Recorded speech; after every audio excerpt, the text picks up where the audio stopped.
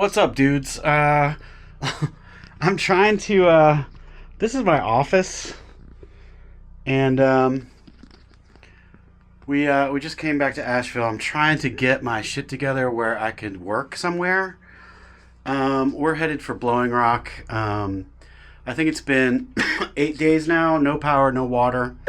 We took off after a few days. It's one thing to have no power. It's another thing to have no water. So we we split down the mountain. We went to Wilmington to see my daughter, which was always our plan. We were supposed to go on Friday, but obviously we couldn't get out on Friday. Anyway, I'm going to tell you more when I'm in a location where it makes sense to talk. Dudes, all right, I'm in a little bit more well-lit of a place now. So, okay, let me try to give you an update here. First of all, I went on a massive RV trip with my wife for 30 days to Newfoundland, and it was incredible. And I'm sure I'll tell you more about that at some point, and there'll be videos on the other channel. And if you want to read about it, go to the link in the description, because the whole trip is there on Substack. Or just go to substack.com and search for Some Guy Writes. And anyway, so we had this amazing trip, some drama, some excitement, some breakdowns, the whole thing. So it was a good adventure, and but we really enjoyed it. Jen enjoyed it, which was surprising, but she really liked living in the RV. So anyway, there's that. We got back 4 days later, Hurricane Helene. We were like so psyched to get back to work because we need to start making some money. And so anyway, we got back. We're 4 days. We're like getting back into business. And then Hurricane Helene hit. And I can't even pronounce a hurricane's name. And okay, so what happened then? I woke up. I mean, during the night, you know, we woke up from the storm. It was nuts. It sounded scary. We just like covered our heads in the blankets and like tried to not think about it. And then a huge tree hit the back of our house, and I was just like, you know, it was pitch black. What are you gonna do? So we just tried to sleep. Got up, but the limbs were like banging against the house. It was scary. So we got up. I looked outside. My daughter was in town. She came to town Wednesday.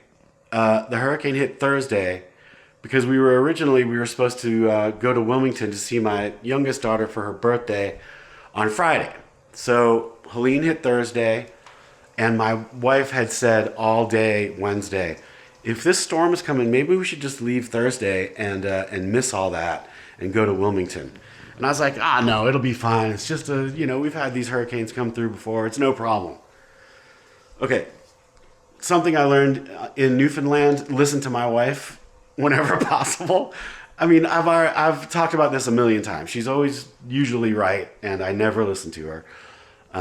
But anyway, we didn't go Thursday. So overnight the hurricane hit, and it was bad, but I got up and I'm like, whatever. My daughter that morning before we had gotten out of bed had texted me a picture of the driveway, huge tree over all the cars. And so I was like, So anyway, got up, went out and looked at that, and the tree, it was bad, but it somehow it stopped right before it hit all the cars. So no damage to the cars, but a big tree to deal with. And then in the back, I just yesterday took some drone footage of it. This massive, it's got to be a 80-foot tree, slammed against the house. No damage from the inside that I could see. No water got in. But this tree, man, it is massive, and it's just pushing against the entire back of the house. We've got these giant windows, and the limbs, like if the wind goes. So I don't know. I had one crew come and look at it, and they're like, you're gonna have to get a crane but there's no way. I don't see how a crane can get it from the street all the way over the house. I don't know how it's going to be dealt with. So it's still there, banging against the house, and I'm not sure what to do. But anyway, when I woke up and looked outside, I'm like, okay, some trees are down, no big deal. That it happens, you know. But these storms come through and they make a mess. But then I walked out on the street, and to the right, 3 giant trees blocking the road, totally blocked. And then I walked down the other way to the left. There's 2 ways to get out of our neighborhood. Massive trees on the left too. So the neighborhood was blocked off. So that means no one could get in or out. If someone had an emergency, no ambulance could get in. And so I'm starting to think maybe this was worse than I am thinking. So then a little bit later, you know, neighbors started coming out in the street. Everybody's talking. Obviously no power, no water. Actually, we had water at the time. No power. And we had cell service that morning. So anyway, I'm thinking, okay, it was just a storm. There's a bunch of trees down. It was worse than I thought, but whatever. Then we walked around the circle. There's this road by our house that goes around the circle just to see what was up, and just a mess everywhere. Power lines just on the ground. Power lines snapped in half. And then we got to a point where you can overlook Biltmore Village, because we live very close to Biltmore Village, and what we saw there is I've never seen anything like it. I mean, usually you can't see the Swananoa River from our house because it's like a little creek. It's not even really a river. It's a little, you know, a creek, a big creek. But it was like a lake. So it came all the way up to like the street below our neighborhood and went all the way across Biltmore Village. You've seen video of it. You've seen pictures. It was out of control, completely out of control. So now we're kind of realizing that this is serious. But still, we didn't really check our phones for the news or anything, because Biltmore Village has flooded before. There was a bad one in 2016, I think, was the last one. So it's prone to flooding, but this was something like we definitely had never seen. Then the cell service stopped. So we had no power, no cell service. And then I guess the next day the water went. And it's, how long has it been? The hurricane hit Thursday night. That was the 26th. So I'm talking about the 27th when we were looking around. It's now 1 day shy of 2 weeks, and we still have no power or water at the house. Our neighborhood still doesn't have water or power. Supposedly power is coming soon, they say, but water, they're saying it could be another 3 weeks from now. So it's already been gone for 2 weeks almost. So then Saturday morning we got up, and still no real information. We don't have a radio. Like we're so unprepared. We don't even have a radio in the house. So have a transistor radio lying around. Dudes also have some water lying around. We're completely unprepared. And plus we were leaving, so the refrigerator was bare because we weren't going to be there. So anyway, have some stuff lying around. So Saturday morning we got up, and still the trees everywhere. Everything's a mess. I got out the chainsaw. I took down one of the areas that was blocking the road, the easiest one. And a neighbor came out and helped me. I helped him clear his driveway of trees. And we're like, okay, let's get out of here. So we got the truck all sort of loaded up. And we went out, and we were just going to grab some gas and get down the mountain. Well, it turns out that no gas was available anywhere, and because there's no power, so the gas pumps didn't work. So people were lined up for, forever, waiting to get gas, even though you couldn't get gas. So it was just mayhem. It was like totally crazy out there. So we drove around. We went up to North Asheville. We were just looking for an open gas station. And then so we got on 26 back to Asheville. We were just going to go to Tunnel Road and see if anything was open there. And off to the right, where usually we would see River Road and businesses on each side and like the salvage station venue and all of that, the river was up to the highway. Seriously, I cannot explain like what it does to you to see something like that. That is just impossible, but you're seeing it anyway. It was scary. It was just scary. Debris, everything just rolling through. It was just like, and that was 2 days later. That was on Sunday, right? Happened Thursday night, Friday, Saturday, 3 days, 2 or 3 days later. Anyway, it was nuts. And so we couldn't find gas, and we only had 20 miles left in the truck. So we went home, and we're like, I don't know what we're going to do to get out of here. So then water was becoming an issue because the water had gone out the day before, I guess. And, we were like, we need some water. We didn't have anything at the house, like hardly anything. So I went out on Little Ugly Home Fry, the little Honda, and searched for water.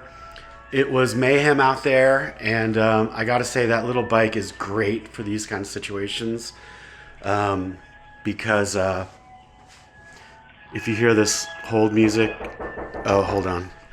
Right, so that was the tree guy for here in Blowing Rock, because we've got issues here too. Anyway, this hold music is for insurance, so if you hear that, sorry. But yeah, so what am I saying? Okay, anyway, Saturday we looked for gas, couldn't find any, stayed another night, woke up the next morning and had the brilliant idea of siphoning all the gas out of the motorcycles, put that in the Prius, which got the best gas mileage. And so it looked like we had enough gas to get out, and we did. So we made it down the mountain to, we couldn't find gas until like Chapin, 100 miles away in South Carolina. And then we went to Wilmington to see my daughter. And then the next day, my dog vomited like this yellow, disgusting stuff in the morning. She was fine. She was just fine. And then that happened, and we're like, well, that's not good. So we looked all over the little Airbnb we were in to see if we could find like something she got into, poison or something, and there was nothing. So then a minute later, she collapsed on the floor, and we're like, something's very wrong. And so she died. And again, you can read about all the details of all this. There's a hurricane post. There's a post about this whole dog stuff. It was a brutal week, let me tell you. And but thank God that happened in Wilmington, where we all were there, so we could all be with the dog at the end. And that was like the silver lining, because if it had happened in Asheville, no vets were open, we would have just had to watch her suffer and die. So at least we could do something, and at least we were all there. So it was a bad scene, but even with all that, we are so much luckier than so many people in Western North Carolina. It's a freaking disaster. And I want to thank all of you guys who have sent me messages, offering places to stay, offering help. So appreciative. I just got an email days ago from Ben from Moto Camp Nerd, and he's like, hey man, I have an old generator you can use. I've got this and that you can have to use. And it's just super cool. Homer from Corinth, Mississippi was like, hey man, you can stay in the bunkhouse for as long as you need to. And it's just it's so freaking cool. And even, when we've been in the neighborhood, the way our neighbors have all come together, and they've organized a water delivery for Flushing and stuff like that. And it's really cool to see what's going on up there in Western North Carolina. There's just a lot of good people doing cool stuff, and it's awesome to see. But it's a mess, and it's still a mess, and it's been 2 weeks, and still no power, still no water. They think it's probably going to be another 3 weeks for water for Asheville. And I don't know if you've ever lived without running water. No power is one thing, you know, it's kind of, you can deal with that. No water is really difficult. You can get drinking water now. All the stores are sort of back to normal. The gas stations are back to normal. But the no showering, no washing dishes, that's all a real problem when you don't have running water. So we decided to come here to Blowing Rock to check on this place, which has a little bit of damage, but not much. And there's a big tree. I just got an estimate, and I don't even want to talk about how much it costs to do this stuff. And our insurance company, like our deductible is so high, but I mean, what can you do? So I don't know. We're trying to get that all sorted out so things are safe. There's a big tree leaning out here over the road that we're going to have to get dealt with. So yeah, that's it. It's been a weird couple of weeks. And so I've been, you know, keeping up with all the work that I can on the laptop, but it's not ideal. And so I haven't had access to my main computer with all footage and all kinds of things on it. So I finally have this little setup in here. I just took everything apart, or I took apart the stuff that I needed and brought it here so I can work. But if I miss a Sunday, sorry. I'm out of videos that I've already edited, and it's a little hectic. So I'll do my best to get them out on Sunday. But if I don't, you'll know why. And that's it. I just wanted to give you guys an update, and this was way longer than I intended. But I hope everyone who's living in WNC or North Georgia or East Tennessee, I hope you're okay and getting through. And now all of you in Florida, it's like it's out of control. It is out of control. But I hope everyone's safe and sound. And let me know in the comments that you're okay. I'm also, a few people have messaged about this, and I put it out on Facebook.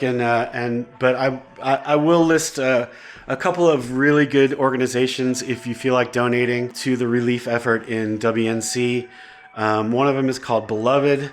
They're a great organization. They're kick-ass. And the other is the Community Foundation of Western North Carolina.